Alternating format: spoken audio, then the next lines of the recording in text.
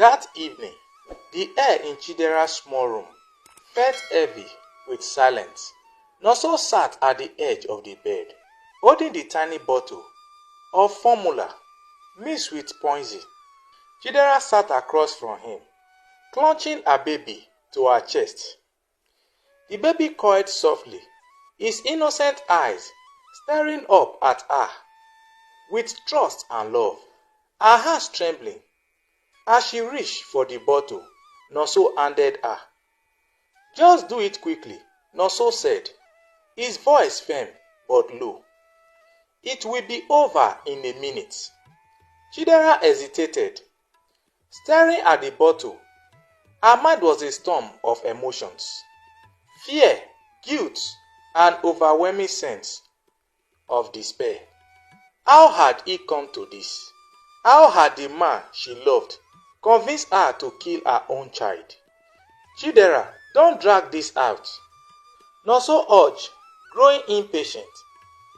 "The longer you wait, the harder it will be." With tears streaming down her face, she brought the bottle to her baby's lips.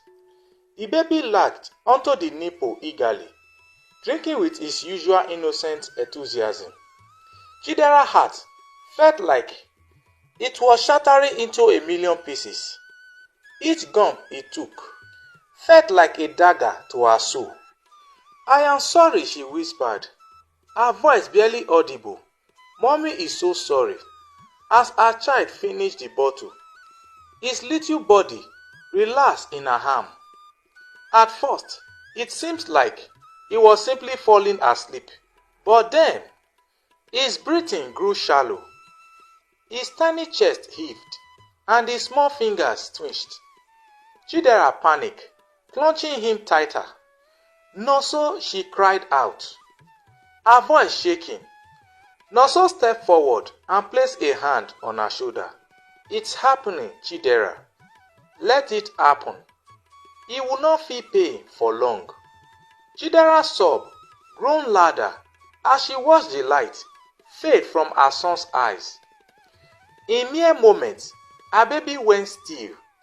His tiny body, once so full of life and warmth, was now lifeless in her arms.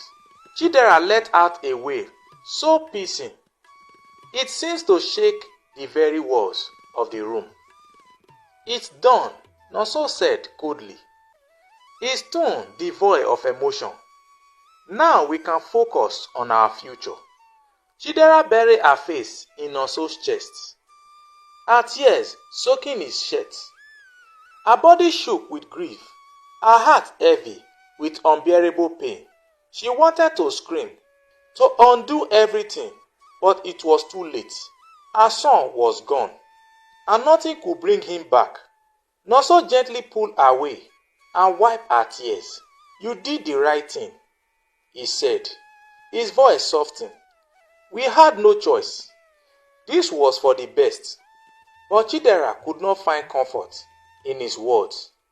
As she looked down at her son's lifeless face, she felt a gaping hole in her chest, a void that no words or promises could fill. She nodded weakly, convincing herself that she had made the right decision, that this was all for their future. They wrapped the baby's small body in a blanket and took him out into the night. Nonso had chosen a quiet spot behind an abandoned building to bury him. Chidera could not stop crying as she dug the shallow grave with her arms, the dirt sticking to her wet tears. "Let me do it," Nonso said, taking over the task. When the grave was ready, Chidera placed her son's body inside, her hands shaking. "I am so sorry, my baby," she whispered, kissing his forehead one last time. "Mommy love you." Nonso quickly covered the grave with dirt and pulled Chidera to her feet. "It is done," he said again, as if repeating it would erase the weight of what they had done. "We have to move forward now." Chidera nodded, her eyes vacant but deep inside, she knew there was no moving forward from this. She had crossed a line she could never uncross.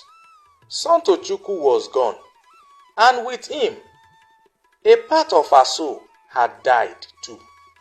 4 weeks later, Chidera's life took an even darker turn. She was at home one evening, trying to keep herself busy and ignore the hurting memories of what she had done. Then a call from her friend Nkechi changed everything. "Chidera, have you heard?" Nkechi asked consciously. "Heard what?" Chidera replied, already feeling unease. "It's about Nonso. He left the country last week." "What? Left the country? How is that possible?" Chidera asked, her heart pounding. Nkechi hesitated, then said he did not just leave. He went abroad with another woman, and she is pregnant. The phone slipped from Chidera's hand and fell to the floor. For a moment, the world around her spun. She grabbed the edge of the table to steady herself. "No, that is not true," she whispered, picking up the phone. "Nkechi, are you sure about this?" "I did not want to believe it either," Nkechi said, "but I saw pictures on social media. They are in Dubai, looking happy together." Chidera's hand shook as she ended the call. Her mind raced with disbelief, anger and heartbreak. How could Nonso do this to her? She had given up everything for him. Her dreams, her happiness, even her own child. And now he had moved on with another woman, leaving her behind in pain. She tried calling Nonso immediately, but his number was no longer reachable. She sent message after message, but each one remained unread. It was clear Nonso had cut her off completely. He had vanished from her life without a single word of explanation. Chidera could not contain her emotions. She screamed, throwing her phone across the room, tears streaming down her face, as she replayed every moment they had shared, the promises he had made, the love she thought they had. It was all a lie. Nonso had betrayed her in the worst way possible, and now she was left alone to carry the weight of her guilt and regrets. She sank to the floor, her chest heavy with sobs. Memories of Son Tochukwu flashed in her mind. His tiny face, his sweet smile, the way he had trusted her completely. Chidera's heart broke all over again. She had taken his life for a man who did not even care about her. "How could you do this to me, Nonso?" she cried out, her voice echoing in the empty room. "How could you leave me like this?" Days turned into weeks, and Chidera fell deeper into despair. She could not eat or sleep. Her mind was plugged with guilt and anger, and she felt like a shadow of the woman she once was. Every time she thought about Nonso, her pain only grew stronger. The betrayal was too much to bear. One day she decided to look up Nonso's social media page. What she saw broke her even more. Pictures of him and his new girlfriend flooded his profile. In one, the woman cradled her growing belly while Nonso stood beside her, grinning proudly. The caption read, "Counting down to meet our little blessing. Grateful for love and new beginning." Chidera stared at the screen, her heart pounding. New beginning? Love? How could Nonso celebrate a new life after what he had done to her and their son? The hypocrisy was too much. She slammed her laptop shut and buried her face in her hands. The pain in her chest felt unbearable. That night, as she lay in bed, staring at the ceiling, Chidera realized something. She had spent so much of her life sacrificing for Nonso, loving him blindly, and ignoring all the signs of his selfishness. Now she was left with nothing. No son, no future, no hope. But even in her despair, a small voice in her mind whispered, "You cannot let this destroy you. You have to find a way to move forward." Chidera did not know how she could survive the pain. But she knew one thing: she could not let Nonso betray her, define the rest of her life.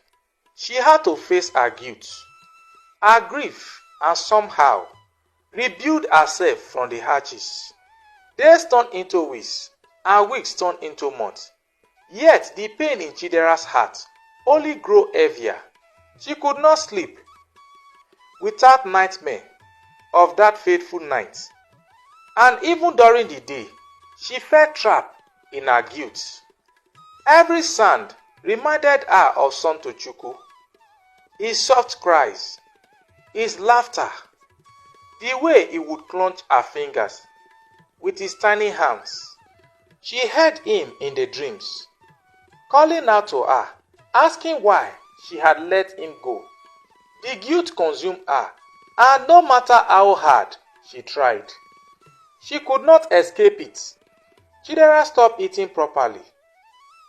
Food tasted like ash in her mouth. Her once vibrant eyes were now hollow, filled with tears that never seemed to dry. The lively, stunning young lady, admired by many, had turned into a shadow of herself. Friends and neighbors whispered about her sudden change, but no one dared to ask what had happened.